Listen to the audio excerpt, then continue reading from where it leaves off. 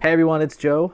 And Andrew. This is Andrew. And we're sitting down. I'm going to teach him how to play Gwent. I figured, why not just record it and let other people also learn how to play Gwent? Sorry. Yeah, I have no idea. I've never played Gwent. I don't... You kind of explained it to me. I still have no idea what to do. Right. I've been trying to teach you, but we're going to just go right back to the basics, to the beginning. Make this easier. Because I sort of started explaining it to you like backwards. So let's just get to the basics. Yeah. Okay, so this is Gwent. Hi, Gwent. You can find people in the map to play this game. If you're here, you probably have already found them and you want to learn more. So, very quickly, this is Gwent. This is my deck building area. So you can have 4 different decks, and they go by races or by groups. So,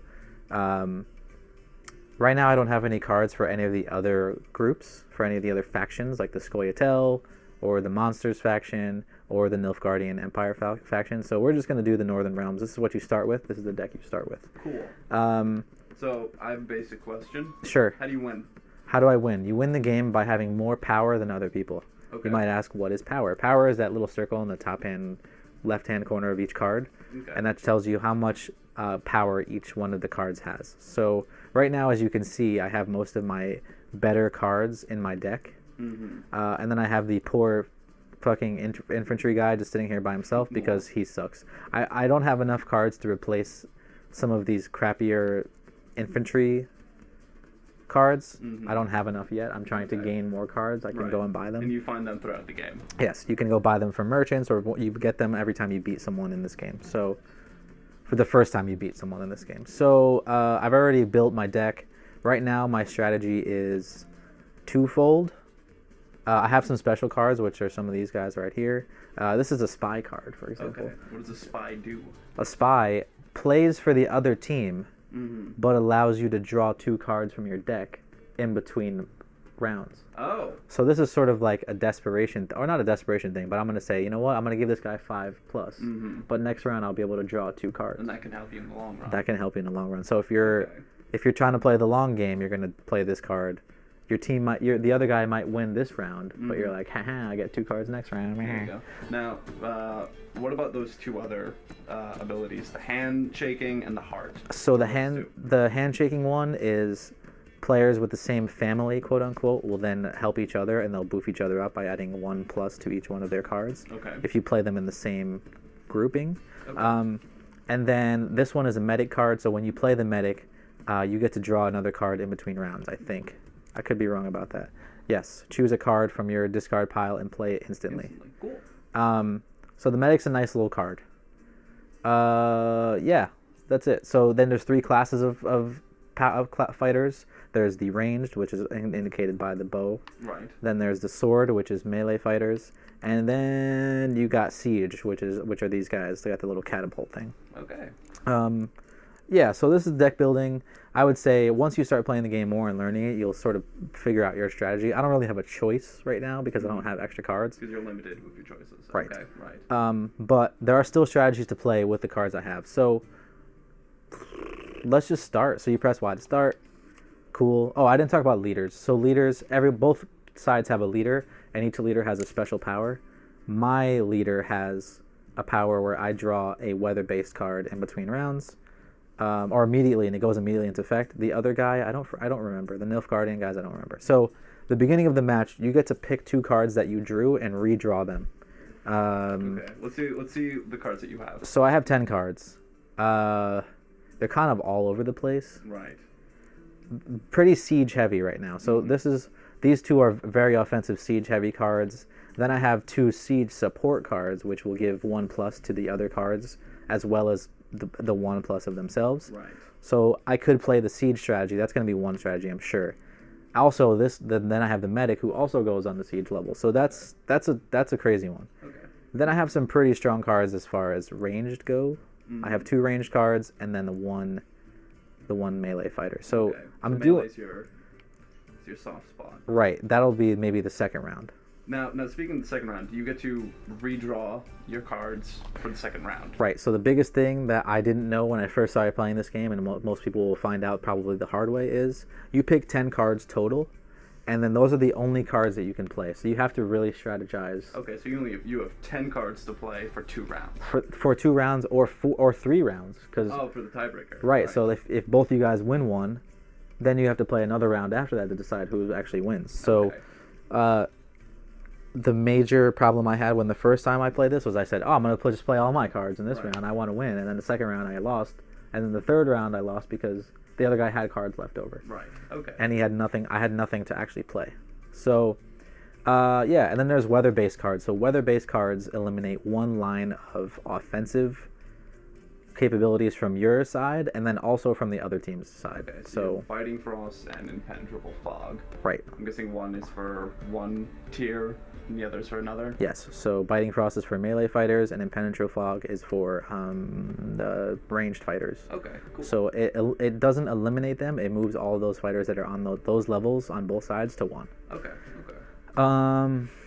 I don't necessarily need both of these guys, so I think I'm going to try and redraw one of them. Okay.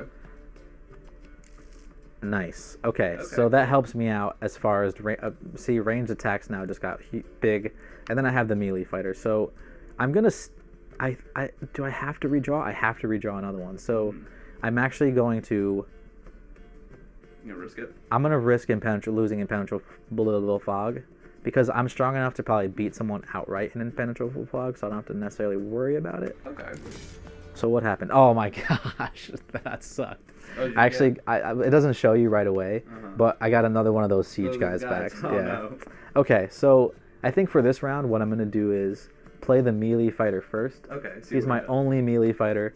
Maybe I'll lure him into wasting one of his like weather-based cards, and then I can just come in with the left hand and just punch him out. I'm going first. It flips a coin to decide who goes first. So that's going to be me. Let's play the melee fighter. Let's see what happens. Okay, he's going ranged. So now it's my turn. He's up on you 1. Right, he has one more. All right, so let me explain the board while we're here. I didn't explain the board. The board, it's got 3 tiers. Melee, right there on the top where my guy is. Then there's ranged, and then there's siege. The other guy has the same stuff, so that's how we sort of match up. Right. Then on the left, you see the 2 circles there. That's power. So you want to have more power than the other person to win the game. Mm-hmm. Then next to that are the 2 rubies. You asked about those earlier.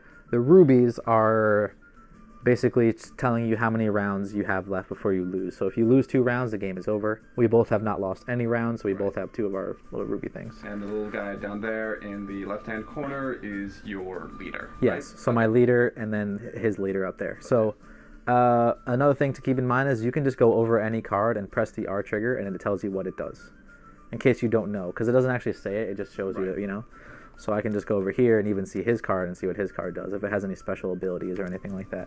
Or what his leader does. His leader picks a Torrential Rain card from your deck and plays it instantly. Oh, wow. So that's actually bad for me. Torrential Rain is the one... For ranged, right? For ranged, okay, right. So he can trump you. He can crush all my ranged fighters at once.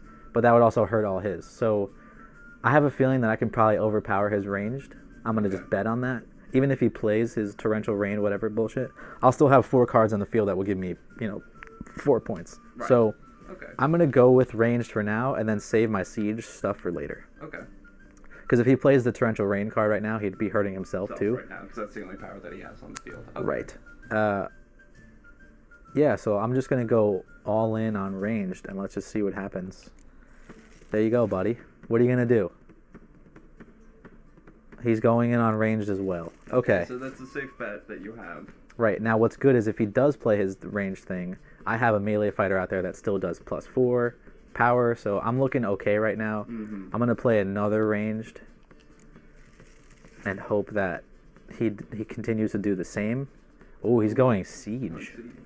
Okay, so I'm winning by 1 power point right now. If he plays the ranged thing, I'm still ahead by 1. Because our ranged fighters match each other. Right.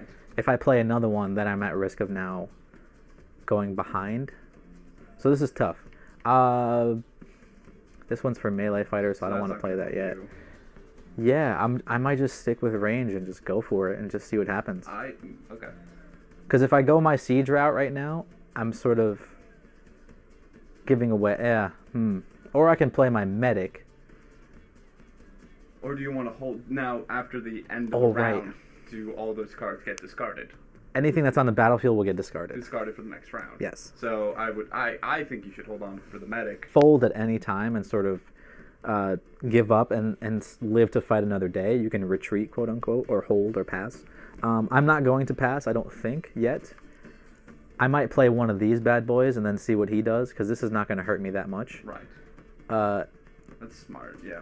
It's sort of just like biding time. Like, this is next to passing, but like not necessarily. Let's see what he does, because I'm only up by 2 right now. All right, so he played the Biting Fever, took out my melee fighter. Now he's up 1. Now he's up 1. Shit. What do I do?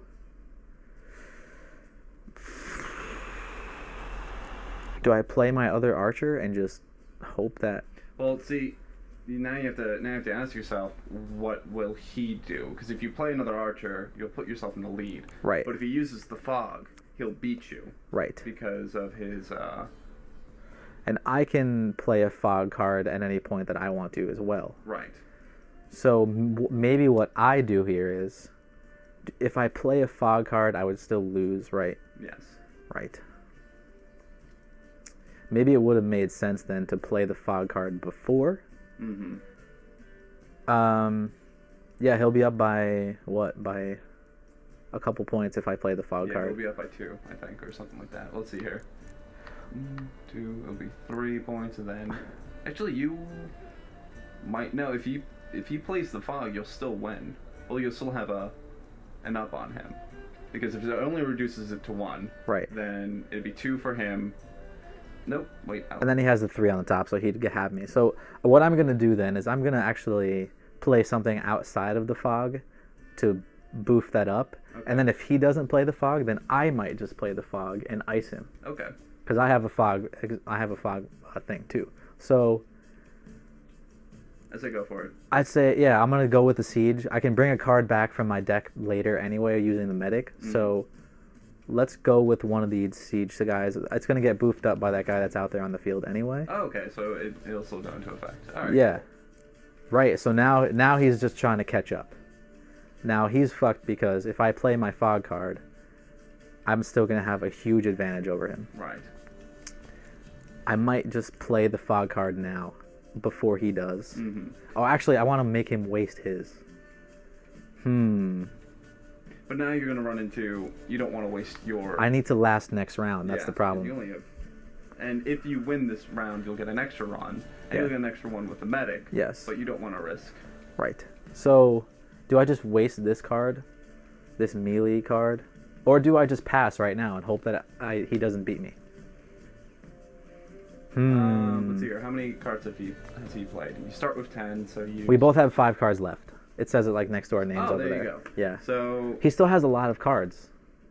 So there is a possibility that he has... Something else. Something with the power of 3 that's not a melee. Right. I could just play my archer card right now, but it seems like it's kind of overkill. I'm already ahead. Yeah, you're in an awkward position right now. I might just play this one. It's a 1. It's going to boof up my thing anyway. So you're going to get 2 at least, and you'll hit with 20. Yeah.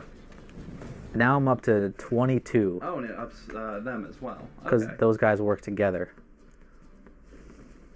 So he played the Torrential Rain that eliminates my siege stuff, but that's okay because I'm still ahead. I can play another archer card and still be way ahead right now. I'm up by 5. I don't even. He has 4 cards left. He can still use the fog, right? Because of his... No, I'm sorry. That we were mistaken. He had rain. He had rain. Oh, okay. All right, well, this changes everything. Right. And he just wasted it. He just used... I think he did. Or unless he just had that in his hand. Maybe he had that in his hand. No, he does the rain. Granted, he could have... I don't actually know if he used his king card. It doesn't matter at this point now anyway. I'm just gonna... I can just hold. he's going to have to play another card, and then he's not going to have a lot of cards left, and I still have the medic, and I'm going to draw a card in between the round. Right.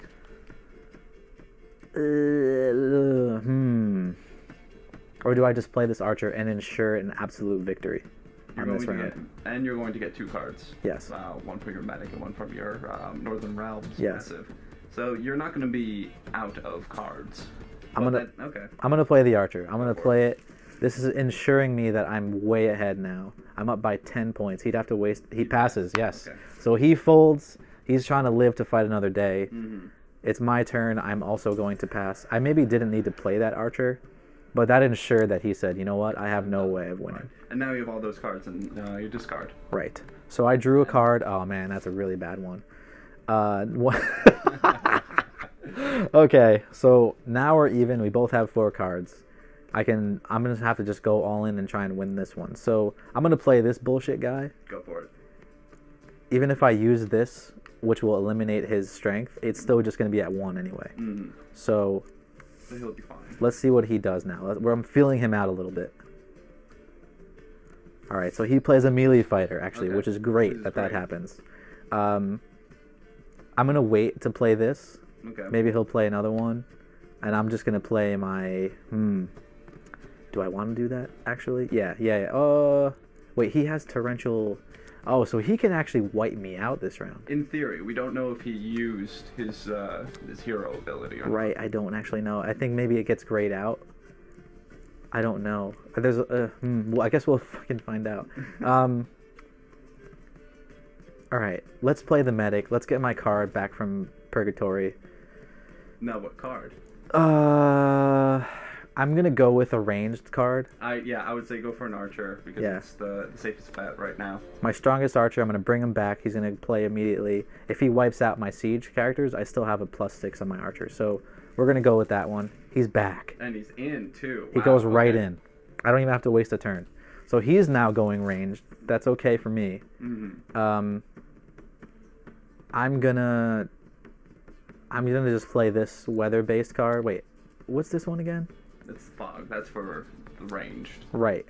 I don't want to play that. I say use the melee. No. No. Use your siege. Play that right now. Right. Because this will put you more into the lead. He might try and catch up with a melee guy.